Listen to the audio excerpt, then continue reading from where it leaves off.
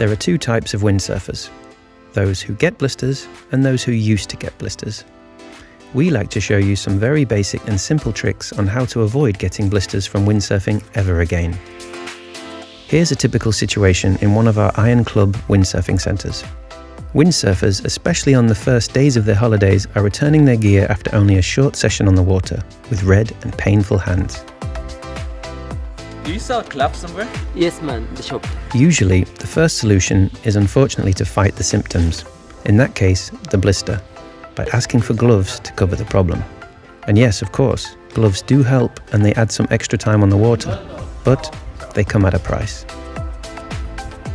First, gloves never solve the problem, they're just postponing it. And in addition, your forearm muscles usually tighten up way faster than without the gloves. Like always in life, growing frustration often leads to desperate measures.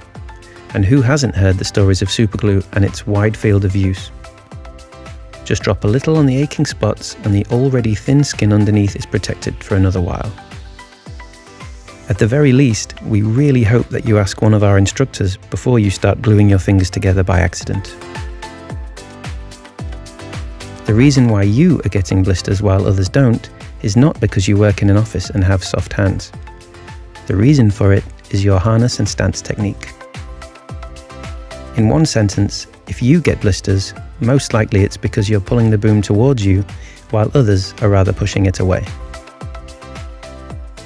If you draw a line along the axis of your body, your shoulders need to be positioned further away from the boom than your hips.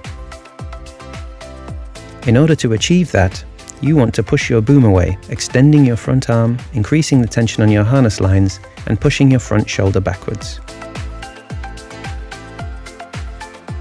While your upper body remains rather rigid, your legs work as suspension and power transmission. With this correct stance and harness technique, your board starts planning earlier and faster. Strength and effort will decrease, and blisters will be a problem of the past.